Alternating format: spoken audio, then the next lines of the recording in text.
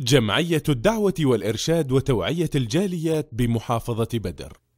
একাধিক বিবাহ নিয়ে একটি প্রশ্ন করেছেন বোন, উল্লেখ করেছেন ঈমান ইসলাম ভঙ্গের কারণগুলোর মধ্যে ৫ নম্বরটিতে বলা হয়েছে রাসূল সাল্লামের আনিত দ্বীনের কোনো বিষয় ঘৃণা করা যাবে না, অন্যথায় তার ঈমান ভেঙে যাবে এবং ইসলাম থেকে সে বের হয়ে যাবে। এখানে প্রশ্ন হলো, যদি কোনো নারী তার স্বামীর দ্বিতীয় বিবাহ করাকে অপছন্দ করে তবে তার ব্যাপারটা কেমন হবে?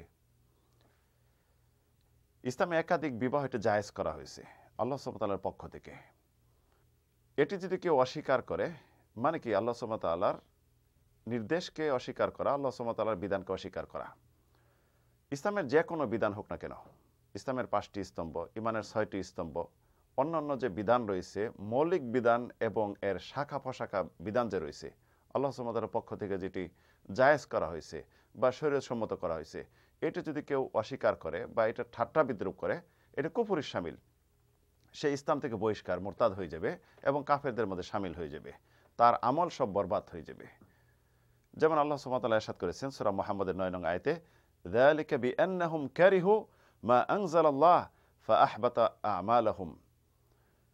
কেননা তারা আল্লাহ সুবহানাহু ওয়া তাআলা যেটা অবতীর্ণ করেছেন সেটা অপছন্দ করেছে, যার জন্য তাদের আমলগুলি সব নিষ্ফল হয়ে গেছে, বাতিল হয়ে গেছে। আল্লাহ সুবহানাহু ওয়া তাআলার বিধান নিয়ে ঠাট্টা বিদ্রূপ করা যাবে না, অস্বীকার করা যাবে না, হাসি তাচ্ছিল্যপনা তামাশাও করা যাবে না। যদি কেউ করে তা ঈমান ভঙ্গের কারণ, ইসলাম ভঙ্গের কারণ, কুফরের মধ্যে সে শামিল।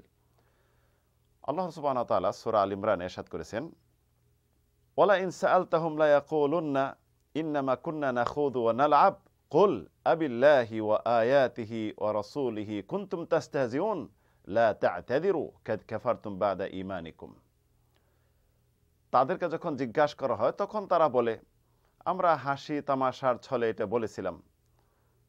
আল্লাহ সুবহানাহু ওয়া তাআলা পরবর্তী তাদের প্রতি উত্তরে বলতেছেন, তাদেরকে বলে দাও, তোমরা আল্লাহকে নিয়ে, আল্লাহর বাণী নিয়ে, তার রাসূলকে নিয়ে তোমরা হাসি বিদ্রূপ ঠাট্টা করতেছ, তোমাদের কোনো উযর গ্রহণযোগ্য হবে না, তোমরা ঈমান আনয়ন করার পর কুফরি করেছ।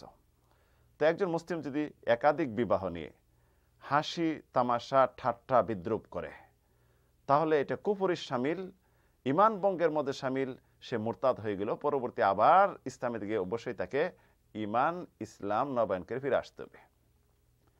ইসলামিক দৃষ্টিকোণ থেকে একাধিক বিবাহ জায়েজ, আল্লাহ জায়েজ করেছেন। সূরা নিসার 3 নং আয়াতে আল্লাহ সুবহানাহু ওয়া তাআলা ইরশাদ করেছেন, ফানকিহু মা তাবা লাকুম মিনান নিসা মাসনা সুলাসা রুবা। নারীদের মাঝখান থেকে তোমাদের যেটা পছন্দ হয়, মনোপুত হও, তাদের থেকে তোমরা 2টি 3টি 4টি বিবাহ করো। তো শরীয়ত একটি নির্দিষ্ট করে দিচ্ছে 4টি পর্যন্ত বিবাহ করতে পারবে। যদিও জাহেলিয়াতের যুগে আরো বেশি বিবাহ করতে অনেকেই, ইসলাম 4টির মাঝে সীমিত করে দিয়েছে। তারপরও এর মাঝে কিন্তু শর্ত সাপেক্ষে শর্ত রয়েছে। 4টি স্ত্রীর মাঝে সার্বিকভাবে তাদের মৌলিক চাহিদা পরিপূর্ণভাবে সমানভাবে পূর্ণ করতে হবে। তাদের মধ্যে ইনসাফ, ন্যায় পরায়ণ যেন পরিপূর্ণ থাকে। বাসস্থান, শারীরিক যেটা চাহিদা পূরণ, এমনভাবে কাপড় চোপড়, খাবার দাবার, সার্বিকভাবে সবকিছু, বাহ্যিক যেগুলি। অন্তরের মালিক তো আল্লাহ সুবহানাহু ওয়া তাআলা, অন্তরের বিষয়টি এটি সার রয়েছে। যেমন আল্লাহ সুবহানাহু ওয়া তাআলা শর্ত করে দিয়েছেন, ফা ইন লাম তা'দিলু ফাওয়াহিদাতান, যদি তাদের মধ্যে ন্যায় বিচার করতে না পারো তাহলে একটি যথেষ্ট, মানে একটির মধ্যে সীমাবদ্ধতা, একটির মধ্যে রাখবে, দ্বিতীয় তৃতীয় বিবাহ করবে না। আর একাধিক বিবাহের ক্ষেত্রে এক স্ত্রী থেকে আকর্ষণ, আকৃষ্ট বেশি হতে পারে, এটা স্বাভাবিক বিষয়। এই জন্য আল্লাহ সুবহানাহু ওয়া তাআলা কিন্তু পাকড়াও করবেন না। যেমন আল্লাহ সুবহানাহু ওয়া তাআলা ইরশাদ করেছেন, ওয়ালান তাস্তাতিউ আন তা'দিলু বাইনান নিসা ওয়ালাউ হারাসতুম ফালা তামিলু কুল্লাল মাইল ফাতাদারুহা কাল মুআল্লাকা।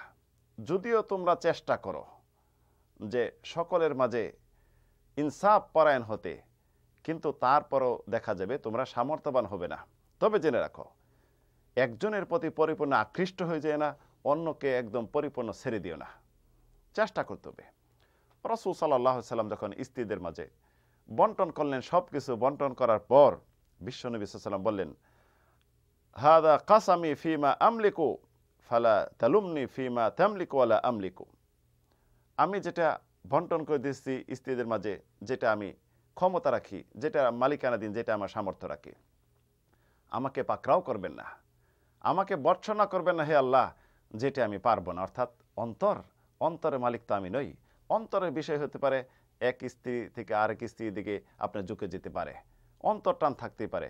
যেমন প্রিয় নবী সাল্লাল্লাহু আলাইহি ওয়াসাল্লাম সবচেয়ে বেশি ভালোবাসতেন উম্মুল মুমিনিন মা আয়েশা রাদিয়াল্লাহু আনহাকে।